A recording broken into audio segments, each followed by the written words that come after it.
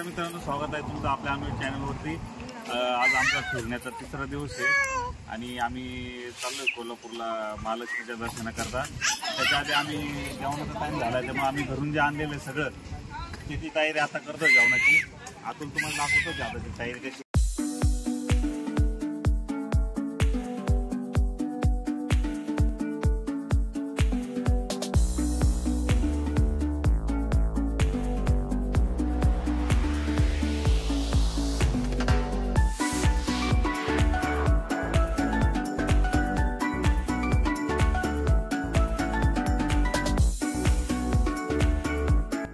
हे बघा, आमच्याकडं स्वयंपाक करायला म्हणजे मसाले भात करायला खूप सारे जणी आहे। ह्या बाया इथं तयारी करताय सलाड आणि हे भात करताय।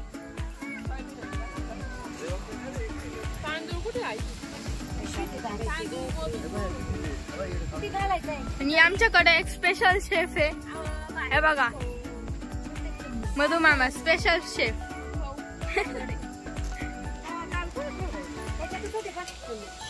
इथं आतून मुलांना सांभाळतोय सगळ्या। हा बघा,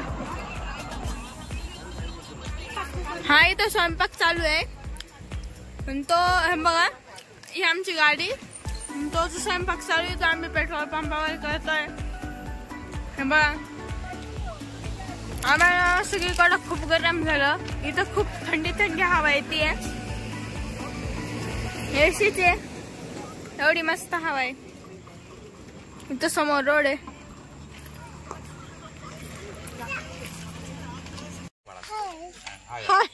शिकला तो पण 1.5 तासापासून स्वयंपाक वाट बघतोय पण स्वयंपाक काय झालेला नाही अजून। सगळ्यांना भूका लागलेल्या आहे। मसाले भात बनवते कशी पंगत बसली, आम्ही पंक्तीने बसलोय, लगेच वाढून द्या। लय भूक लागलेली कसे बसले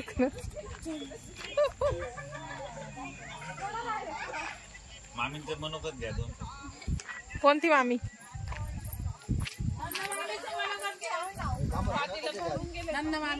बाहेर स्वयंपाक करून जेवणाची आयडिया नानीची। हॉटेल मध्ये गेल्यानंतर वेळ पण लागतो, ते खाल्ल्या जात नाही जास्त।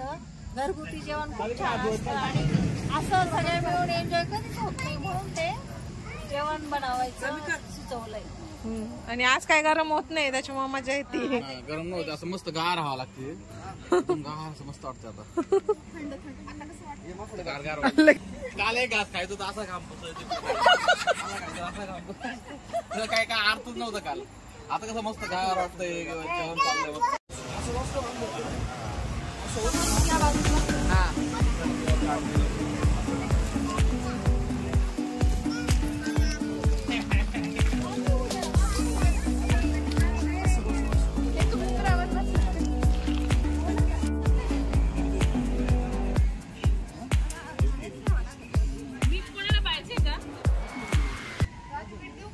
मसाले भात झालेला आहे तयार। पापड्या तळता अजून पण तळतंय दिवे वाटते मसाले भात आणि वाजवून असं वाटतं एकदम भारी भात छान झालेला आहे। तू आई त्यामुळे तुम्हाला एक प्लेट द्यावं लागेल ना, या नाही हो तुम्ही।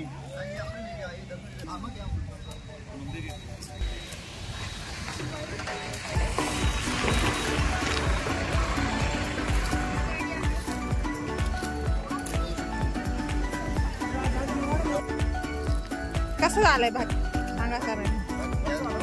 भातात सगळं नियोजन एकदा केलं, भात एकदम छान झालेलं आहे। कसं आहे?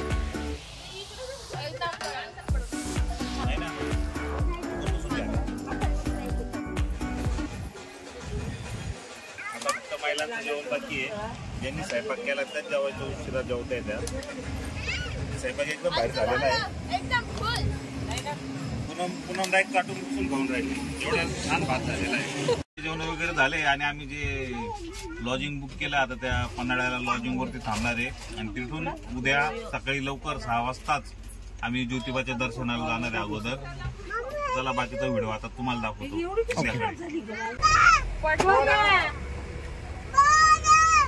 नमस्कार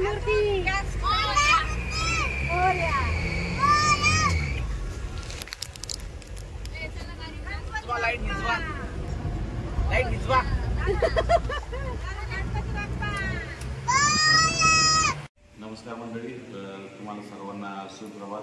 सकाळचे 6:30 वाजले आणि आम्हाला रात्री उशिरा झाला एकदम पन्हाळा गडावरती यायला. आम्ही पन्हाळा गडावरतीच हॉटेल केला होता. इकडं हॉटेल घेतलं होतं. हॉटेलवरती आम्ही 4-5 रूम घेतल्या होत्या. त्या रूममध्ये सर्वांनी हॉटेल केला होता. तर आम्ही सगळे लवकर उठून सगळे तयार झाले. आमची फॅमिली आम्ही तयार झालेलो आहे. तर आता आम्ही पुढं जाऊन पन्हाळा पाहून येणार. तर आम्ही पुढं चाललो अगोदर, बाकीचे जावल्यानंतर ते बाकीचे मागून येणार. हाय, चला मी तुम्हाला आमचा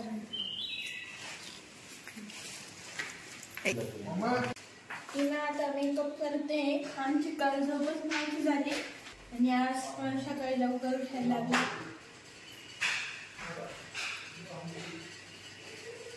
आणि इथं आहे ना खूप थंडी वाजते कोल्हापूरमध्ये. तसं तिकडे खूप गरम होत होतं, इथं थंडी वाजते.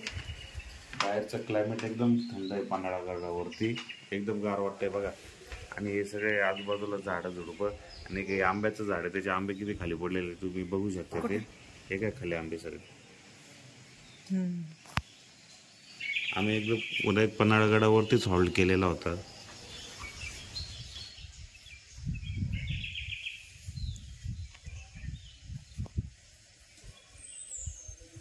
एक जुनी विहीर आहे, भरपूर जुनी विहीर आहे.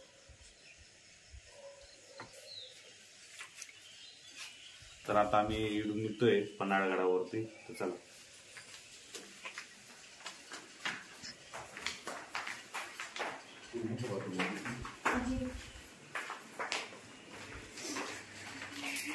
मी कामाला बाहेर गेली त्या चल दे तू.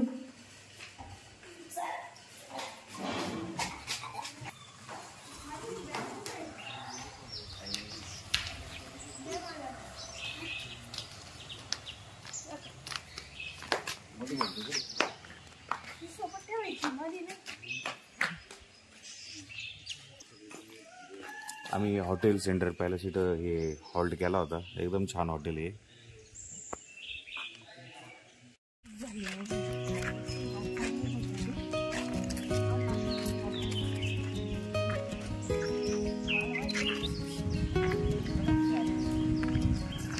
पन्हाळगडावरती जे सज्जकोटी म्हणून जे आहे तिथं शिवाजी महाराज आणि जे आपले संभाजीराजे जे आहे त्यांना नजर कैदेत ठेवलं होतं. ते सज्जकोटी आता आम्ही बघण्याकरता चाललेलो आहे. हे इकडं छत्रपती शिवाजी महाराज आणि संभाजीराजे यांना नजर कैदेत ठेवलेलं होतं.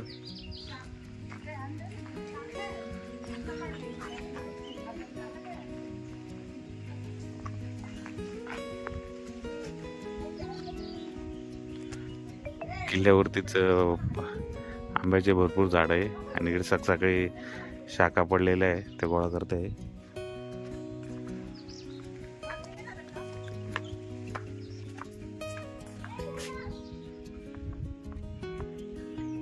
या पायरीवर जाता येतं.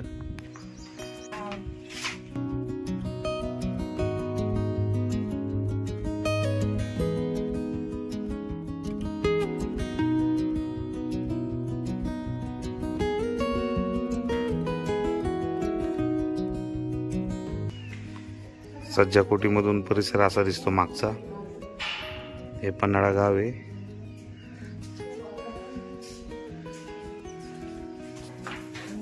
पायरीने आम्ही परत उतरून राहिलो.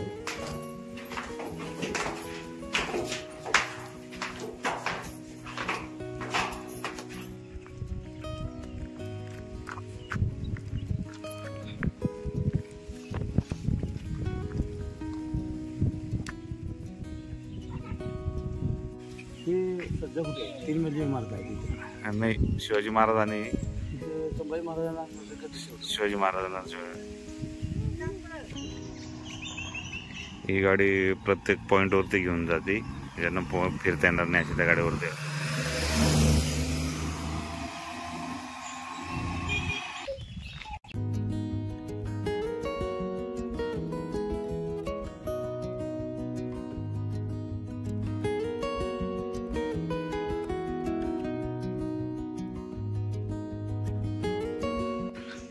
गट चालू होण्या अगोदरच असं छोटंसं नेहरू उद्यान आहे नगर परिषदेचं.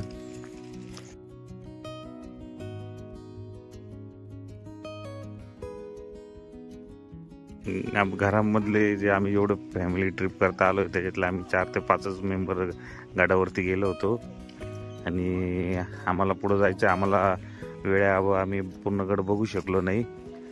तर आता आम्ही आलोय हॉटेलजवळ. तर आता आमचं सगळ्यांचं आवडून झालंय. तर आता आम्ही निघालोय ज्योतिबा देवाच्या दर्शनाकरता. इथून 5 ते 10 मिनिटात निघणार आहे. बाप झाले सर.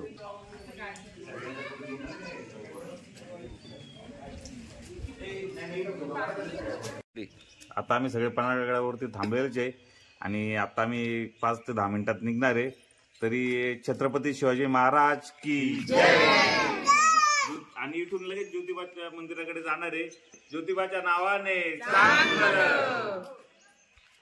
चला निघतो आम्ही आता. चला.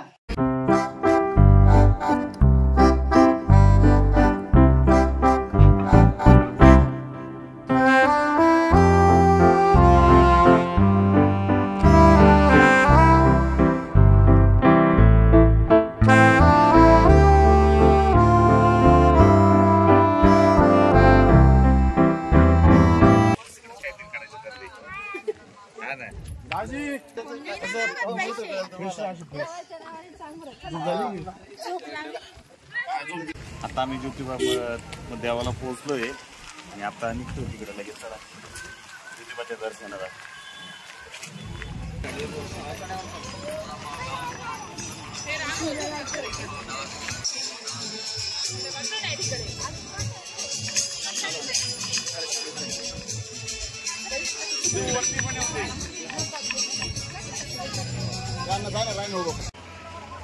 मंदिराच्या दिशेने जातानाच आजूबाजूला भरपूर दुकानांचे स्टॉल लागलेले.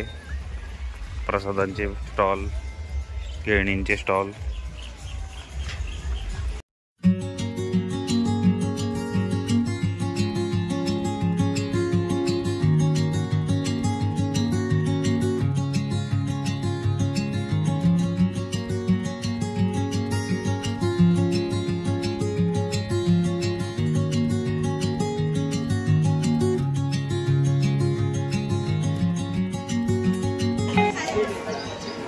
मंदिरामध्ये थोड्याफार प्रमाणामध्ये गर्दी आहे.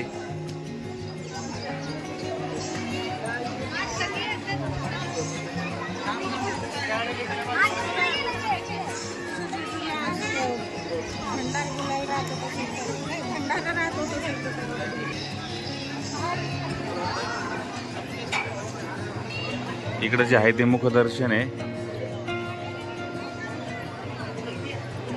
आणि आम्ही या लाईनीतून जाणार आहे दर्शनाकरता.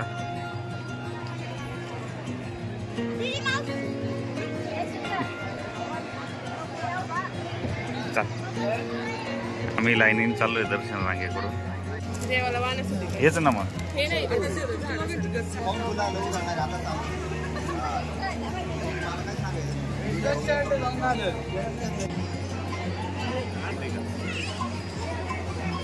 पाठीमागे दर्शनाला जायचं. आता आपल्याला आरती चालू त्यामुळे लाईन थोडी लाईन थांबली होती.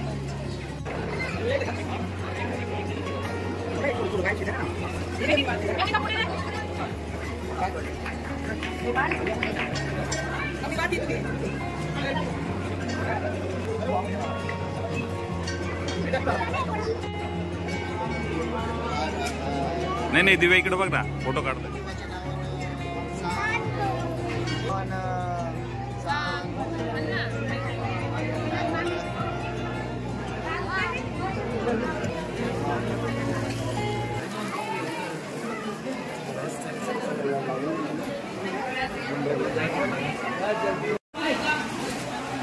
मंदिरामध्ये आलेलं आहे. हे चोपडाईचं मंदिर आहे आणि पुढे मेन मंदिर. आता मेन मंदिर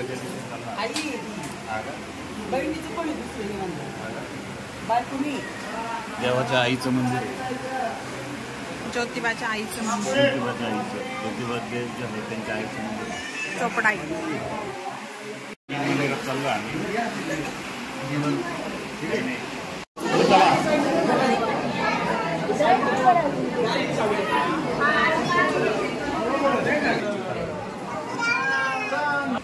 हे मेन मंदिर आहे, आम्ही मंदिरामध्ये आलो आहोत.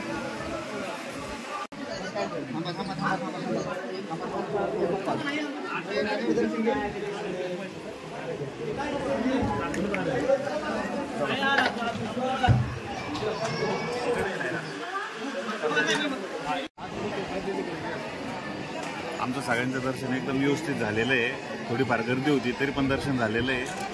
मंदिरात काही शूटिंग वगैरे फोटो काढून देत नव्हते, पण आम्ही आमच्या रिसवरती काढलेली शूटिंग आणि फोटो. तर आता आम्ही इथून निघतोय ज्योतिबाचं दर्शन घेऊन. आता आम्ही चाललोय महालक्ष्मीला कोल्हापूरला. तर आमचं कोल्हापूरला पन्हाळ्याजवळ असलेलं ज्योतिबा देवाचं एकदम चांगलं दर्शन झालंय घरातल्यांचं सगळ्यांचं. आणि आता आम्ही इथून निघालोय कोल्हापूरची महालक्ष्मी देवी जी आहे त्या महालक्ष्मी देवीच्या दर्शनाकरता. ज्योतिबा देवाच्या नावाने.